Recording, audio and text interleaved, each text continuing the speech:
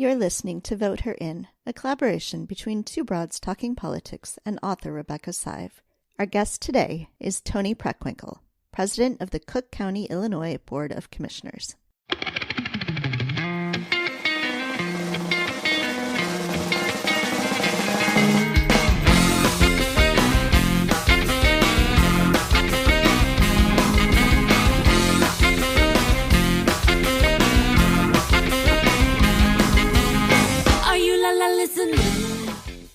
Hi, everyone. This is Kelly, and you're listening to Vote Her In, a collaboration between Two Broads Talking Politics and author Rebecca Sive. And we are joined today by a very special guest, so I'm going to turn it over to Rebecca to introduce our guest. Hi, Rebecca. Hi, Kelly. And we're coming to you today in the midst of this new life we're all experiencing, but we thought it was important, as everyone is, to just forge ahead, do everything we can to be supportive of the women who are listening to this podcast, all of us out there trying to be helpful to our surroundings and our neighborhoods. So we're just really thrilled to have as our guest today to share some ideas with you and thoughts, Toni Preckwinkle, who's president of the Cook County Board of Commissioners. And for those of you who may not know, Cook County includes the city of Chicago. Its population is over 5 million. After LA County, it's the second largest in the state. So she is the country. Yes, I'm sorry. She's the chief executive officer. And for those of you who are fans of Vote Her In, you know we're paying always special attention here to the role of women in executive office. So she runs a government that's larger than, as I learned, 28 states. She obviously has a deep perspective, having served several terms. And she will be sharing with us today her thoughts, not only on things to think about for those of you who are thinking about running for office, in office, helping other women run, but also on what we can do generally to keep our communities and families secure and safe. I wanted to just, before I ask the first question, just on a personal note, say that I've known President Preckwinkle, Toni, as we are going to call her in this interview, for, I don't know, more decades than I probably care to admit to, but not really, because she has just been a guiding light and a great role model for all these years. So with that, we thought we would start by asking Toni to share a wonderful inspirational story about her own teenage experience getting started in campaigns and in the civil rights movement, and how that motivated her in her life of public service. So Toni, welcome, and let's just dive right in. Well, thank you, Rebecca, for that kind introduction, and thank you, Kelly. You know, I was, as a teenager, very interested in current events and global affairs, and I was invited by my high school social studies teacher, Richard Harmon, to work in the campaign of Katie McWatt, who was the first African-American woman to run for city council in St. Paul, Minnesota, where I grew up. So we talked to family and friends and got people to put out yard signs and made phone calls on her behalf and, stuffed envelopes, all the things you do in campaigns. I really enjoyed it and believed in Katie McWatt, of course. She didn't win the election, and that was a disappointment to me. But when I came to Chicago, I decided that I would continue to work in political campaigns, and that was in the 1960s. There were lots of opportunities in my neighborhood. And I've been working in campaigns ever since I was 16. That's a long time ago. One of the things that struck me was your point about working on a campaign and not losing faith because your candidate lost. Well, I thought she was a great lady, and she didn't win the election, and I didn't think any less of her, of course, for having lost the election. And when I came to Chicago, I went to the University of Chicago, and in Hyde Park, there was an organization called Independent Voters of Illinois, which supported progressive candidates of whatever party. And I got involved in IVI and worked in my neighborhood for decades before I got elected to office myself. And I think that was really instructive. I got to meet a lot of good people who were candidates and a lot of good people who were campaign workers, and appreciated, of course, the good work that's done by staff. So I always say that the decades that I spent working for other good people were good preparation for holding office myself. That's excellent. And as Rebecca noted at the top, we've been particularly interested in this podcast at looking at women who hold executive governmental office. There's lots of women being elected to positions in Congress and state legislatures, but not as many yet in executive roles. So, especially in this moment, in a moment of crisis, what's your approach to thinking about leadership and this decision-making role that you're in? Are there lessons that you're learning that we can all take from this moment? I served as alderman of the 4th Ward for 19 years. And in the city of Chicago, the aldermen are sort of mayors of small towns. You have about 50 to 60,000 constituents. Folks turn to you when they want to get their son or daughter into a good school, when they're looking for employment, when they're looking for housing, when the mail doesn't get delivered on time. You're the sort of first point of contact with government for all of the people that you serve in your ward. And managing those disparate concerns that people brought to you and the different constituencies that you have throughout your ward, neighborhood by neighborhood, I think are good preparation for the kind of leadership position I was able to assume in 2010. My ward was very diverse. It included University of Chicago Communities Hyde Park and South Kenwood, and then North Kenwood, Oakland, Douglas, Grand Boulevard, communities that had struggled for decades with disinvestment and gang activity and fires and demolition. And managing to serve those very different constituencies, I think, was good preparation for serving the diversity that's Cook County. And, also the lesson you learn as alderman is that you've got to reach out as much as possible to the various groups that you represent. Your ability to be a good leader is clearly impacted by the breadth of advice that you get and seek. So I made it a point to try to touch as many bases as possible when I had important decisions to make as alderman, and that's surely true in this present job as well. And as you think about it in the present job where you're responsible for a huge healthcare system and the criminal justice system in Cook County, how do you think about those decisions and approaching them? And again, as Kelly pointed out, in the particular circumstance we're in now. Well, I'm blessed to have a great staff. First of all, my chief of staff, Lynetta Haynes Turner, has served in the county government for quite some time. She started out as head of our Justice Advisory Council, being in charge of our Criminal Justice Reform Initiative. She was deputy chief of staff and then chief of staff. Frankly, you can't do these jobs without really good people around you. And so your first priority has to be to assemble a really good team. And in this crisis, that is, I've been blessed with a really good team, and that's been indispensable to the good work that's been done. So, I would say building a good team is the first priority, and then giving people a chance to do their jobs and not micromanaging them or second guessing them is important as well. So put good people in place and then let them do their jobs. And I, as I said, I've been blessed to have such a good team. And in these times, in times of crisis, having a good team is just critical. It's always important, but in times of crisis, it's just critical. And just one other quick question on this front, Toni, can you share with us? Is there any way in which you, in addition to to having a good team and letting them do their job and all of that, is there any change in your role that these women who are running for office perhaps should be thinking about in your messaging and how you relate to people, or is it just that much more intense than usual? Well, I think one of the challenges we have at the moment is that the President of the United States is not conveying a consistent message to people about where we are in this pandemic, nor is he being honest about the challenges we face.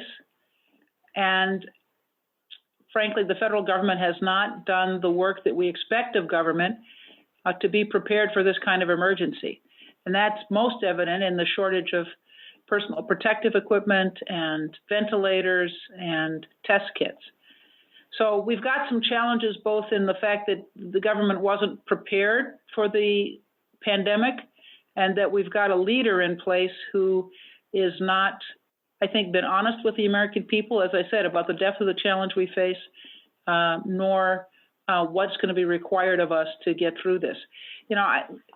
I'm distressed that he's presently talking about lifting shelter-in-place orders April 7th, I think, something like that, before Easter. But here in Illinois, the projections are that the epidemic won't peak until the end of April. So the shelter-in-place order needs to extend clearly until the end of April, and beyond that, as we're on the downside of the bell curve of infection.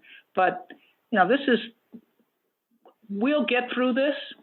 I remind people this is a city that was built out of the ashes of a great fire at the end of the 19th century that survived the Depression and the war in the middle of the 20th century, and will survive this in the 21st century. But we need to be honest with people about the very difficult situation that we face, that the requirement for them to curtail their activities and to shelter in place, and how that will dramatically reduce the number of people who are infected. And we've got to talk honestly with people. We're basically in a position where we are being asked honestly to make economic sacrifices in the name of saving lives. And I think if you put it that way to people, it's understandable. There's going to be a lot of economic dislocation, but it will save lives. And, those are the lives of our parents and our grandparents and our aunts and uncles, basically, the generation 50 and over. It's also younger people who have vulnerabilities as a result of chronic illnesses. But we're trading economic dislocation for saving lives, and we have to be honest about that. That is a really good way to put it. Kelly, I know you've been home with your kids for a while now and are thinking about yourself as a mom, and of course Toni's a mom too. Yeah. So Toni, I know you're a mom, and I know you're a grandma as well. I've actually seen you out with your grandchildren at a couple of museums in the past few years. Recently. So I'm certainly thinking a lot about helping our children and our families through this, and I know that you are as well. Are there things that you recommend for families who are thinking about getting through this? Things that you're doing that we think are going to be resonant with constituents right now? Well, I think, first of all, people are allowed to go out as long as they maintain social distance. And, going out and walking, it seems to me get some exercise, not just staying in if you're able-bodied, not just staying in your apartment or your home, I think is a really good thing. The sunshine is wonderful, and it's a sunny day, so that's a good thing. I think parents need to be honest with their children about, again, this is a situation where we're doing things to protect ourselves and protect other people, our family and friends and neighbors. That's why we're doing this, because we're trying to reduce the number of people who get sick. And this is going to be a hard time for a lot of our families, even with the federal intervention and additional resources. It's going to be a hard time. But I think children, respond to honesty, and you got to tell them honestly, this is where we are, this is what's happening, this is why we're doing this. We're trying to do this so that fewer people get sick. And for children who are much less likely to be impacted negatively than adults, and particularly older adults, it's important to share with them that the sacrifices they're making benefit, their parents, their grandparents, the nice lady who lives across the hall, I've seen some wonderful things on Facebook and elsewhere about kids visiting through the windows of the nursing home where their mom lives and things like that. Any thoughts about activities for children that have crossed your desk in these couple of weeks, or that kind of thing to keep them also focused on this greater good? Well, what I always loved when we had time was table games. My kids loved Monopoly. I like Scrabble, but table games, card games, just family activities. I'm sure people will watch a lot of television, but to the extent that parents and kids can engage in activities other than sitting on the couch just watching television, that's a good thing too. Yeah, my kids have been having fun doing Zoom calls with their grandparents. So if anyone out there needs to know how to set up a Zoom call, just hit me up and I'll help. Good plan. Yeah, that's a really good idea. I've also seen kids writing notes to their grandparents and posting them and things like that, which I think were wonderful. I know you've got a busy day in front of you, but before we close, I wanted to just ask you about your recommendations to the women listening here, because you've been such a great, community organizer as well as elected official all these years. Your thoughts on things people can do while they're at home and social distancing that can further the political and community work they're doing? So I'm a teacher by profession, a big believer in reading. And as all of you who listen to this podcast know, Rebecca is the author of Vote Her In, which is a great book, a handbook for for women who are looking for an opportunity to serve. And I would recommend doing a little reading. And you can always talk to people on the phone. I am encouraging people to keep their networks together. Talk to your friends, talk to your family. We don't want people to be isolated because they're sheltering in place. I think that's really critical, especially for our seniors.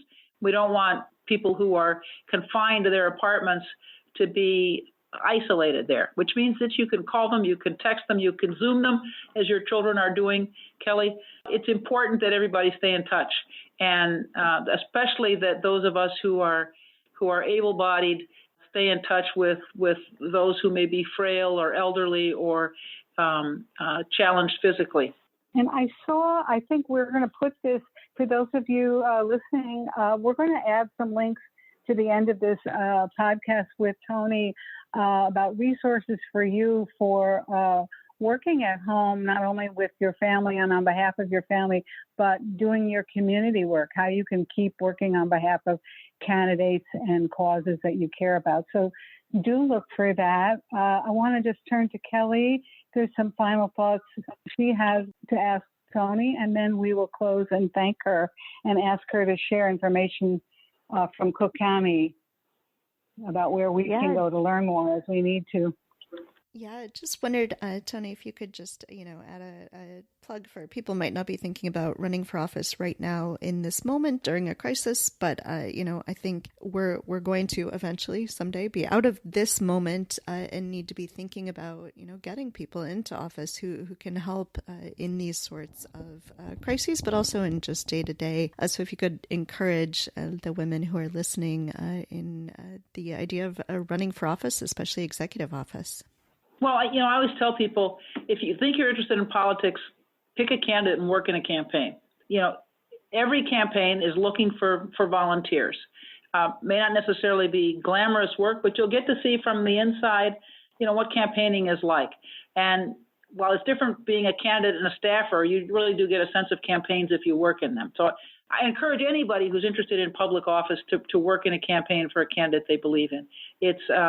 It's illuminating, and it's critical to our democracy that folks step up and support candidates they believe in. So that's the first thing. The second thing is, don't count out your experience. A lot of women are leaders in their PTA, their parent-teacher association, or they're leaders in their church, or they've organized a park advisory council. All of those kind of activities are good preparation for public service. Sometimes I think we think that, what it takes to be an effective elected official is having gone to law school. But in my view, what's more important is being part of a grassroots organization that's working to make change in your neighborhoods. So, and there are lots of ways, as I said, to do that. School, church, religious institution, just community activities. Those kinds of experiences are really helpful when you're going to run for office. First of all, they put you in touch with a network of folks who share your convictions and your beliefs. And secondly, they give you an opportunity to take on leadership roles in ways that are beneficial to your community. So, I encourage people, first of all, to work in political campaigns, and secondly, to get involved in their neighborhoods in one way or another. And there are lots of ways, as I suggested, to do that. So thank you, Toni, so much for sharing these minutes with us today. Before we close, as I said, is there any for further information? Given the fact that we're in the midst of this pandemic, in Cook County, you can text Alert Cook, that's all one word, Alert Cook, 888-777. So it's Alert Cook, all one word, 888-777. And you'll get periodic text updates about where we are in terms of the pandemic and, actions you can take and actions government is taking on your behalf. So that's one thing. If you want information about the COVID-19, the virus itself, we have an information line, 708-633-3319. That's 708-633-3319. And it's staffed by medical personnel between 9 and 4 every day. 708-633-3319. So you can call and get information. You can sign up for the text alerts. We have more than 30,000 people who've signed up for the text alert system, and those will provide you with information and opportunities to be better informed about our present state of affairs. And with that, we thank you again for joining us and hope you'll be back in brighter times, and send all good wishes to everyone listening today. Take care and stay safe. Thank you. Toni. Thank you. The Vote Her In segment is a collaboration of Two Broads Talking Politics and author Rebecca Sive. Our theme song is called Are You Listening, off of the album Elephant Shaped Trees by the band Immunuri, and we're using it with permission of the band. Our logo and other original artwork is by Matthew Weflin and was created for use by this podcast. You can contact us at twobroadstalkingpolitics@gmail.com or on Twitter or Facebook at Two Broads Talk. You can find all of our episodes at twobroadstalkingpolitics.com or anywhere podcasts are found.